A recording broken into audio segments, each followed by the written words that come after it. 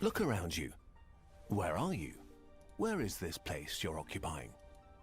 Somewhere in a room, maybe in a city, on a continent, on a planet orbiting a star in a galaxy among billions. But where is all of that? While this may feel like a daft question, it turns out that the concept of an absolute position is something humans made up. Yeah, of course. In a nutshell, the universe is a... I'm no more positive in this video. I just feel like everything is made up. That's the basis of everything. Everything is made up. Everything is based on perception. And concept of time, location, value, self-worth, everything is made up. a big bag of space that has things in it. If someone removed all these things, the stars and planets and black holes and dust, there would just be empty space left. In empty space, the concept of having a position loses all meaning. Empty space is uniform, the same everywhere. The space we occupy is not like a stage under our feet. We can't mark specific points or staple something to space-time as an anchor. Without things, there is no position.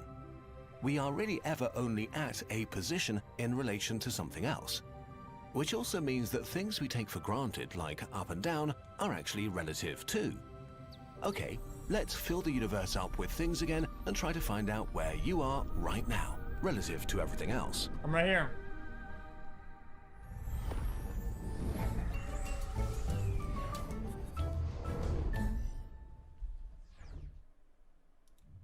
Let's start this video at a familiar place and then get increasingly weird. From your perspective, the world is seemingly flat and you can move in 3 dimensions. Oh no. It's what physicists call a frame of reference, the perspective you have of the universe and how you see things moving around you, where your up and down is. Your frame of reference is correct for you, but not for the rest of the universe. Around 5 kilometers from you, where the horizon begins, the ground noticeably curves away from you. If you could see through the ground, you'd see people from below or sideways. But they don't fall down off the planet because gravity doesn't actually pull them down. That sounds kind of Down fake. is an illusion of your reference frame. To Earth's reference frame, gravity just pulls in. But for humans there is an up and down because within our frame of reference that just makes sense. Which is also why we think that the planet itself has an up and down, north and south. Guys, technically, if you're over here and it says that you're getting pulled down, right? If you look a bit further, technically it's pushing up, no? It itself has an up and down, north and south, because you go through it? and we made our maps accordingly. But an observer looking at the solar system might disagree. Our maps make sense to us because we're used to them, not because Oh wait, no, it's still pulling. Oh my god. they are correct. Okay, so this is step 1. Your position on what feels like a flat surface but is actually a sphere. Smartest But streamer. this sphere is always moving, never staying in one position. Earth is orbiting a star, the Sun, at the center of the solar system. While we usually imagine this as pretty orderly, someone looking at us from the outside would see something pretty messy. To see this more clearly, we'll exaggerate all these movements. This is not to scale. First of all, our orbit really is an ellipse, so we spend half the year sinking a little bit closer to the Sun, speeding up, and half the year rising up a bit and slowing down. Yeah. And the ellipse itself changes its shape every 100,000 years too. And in another cycle of 112,000 years, the ellipse itself is drifting, which at least creates a beautiful shape. In the end, we get an orbital path that looks like a wobbly circle with wavy edges. And it gets worse as the moon now starts to mess things up too. As the moon is a pretty massive thing, it pulls on Earth. Both objects orbit their common center of gravity that lies around 4,700 kilometers off to the side of Earth's core. In practice, this means that as the moon orbits Earth, it's jerking Earth around a bit, enough to make it jiggle. Okay, so you're standing on the surface of a rotating planet that is jiggling around the Sun in an elliptical orbit that changes a bit every year. But who's to say the Earth is right? From the perspective of the Sun, the plane of the solar system is arbitrary. It's defined as the plane the Earth orbits in because that is convenient for us. In reality, the other planets are just a little bit inclined with respect to our plane. Something else. From Yeah, their I knew point it. of view, we're the ones with a slightly bent orbit. But this isn't it, far from it. The solar system as a whole is orbiting the center of the Milky Way galaxy. If we look at the Milky Way, we can clearly make out a galactic plane in which the solar system orbits the center every 230 million years. But of course, it's not that simple. First of all, the plane of the solar system is not aligned with the plane of the galaxy. Nothing really is. Just like the planets in the solar system orbit the sun on their own planes, so do all the stars orbiting the galactic center. The solar system as a whole is tilted about 60 degrees towards the galactic plane, speeding through space at almost 1,000,000 kilometers per hour. Someone in the center of the galaxy would see the orbits of the planets moving through space in a helix shape, which you can imagine as a corkscrew motion on the tilted plane of the solar system relative to the plane of the galaxy. This orientation in space means that sometimes the planets are sort of in front of the sun as it orbits around the galactic core. Let's just look at this for a moment.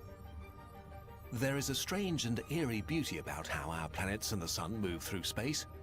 Do you feel a bit dizzy? It gets worse.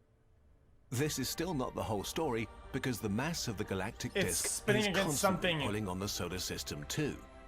Like a drunk dolphin, we're diving down and shooting up hundreds of light years through the galactic plane 10 times every orbit along arcs thousands of light years long. Guys, is this galaxy not spinning around another galaxy, another body, or is it on its own? As it takes the solar system tens of millions of years to go up and back once, and well, humanity is not that old. Let's look at your relative position again. On a planet tilted towards the sun, jiggled around by the moon, in a solar system tilted towards the galactic plane, moving forward in a helical shape, diving up and down through the plane. Please stop. There's no... But where is there's infinite layers in the galaxy?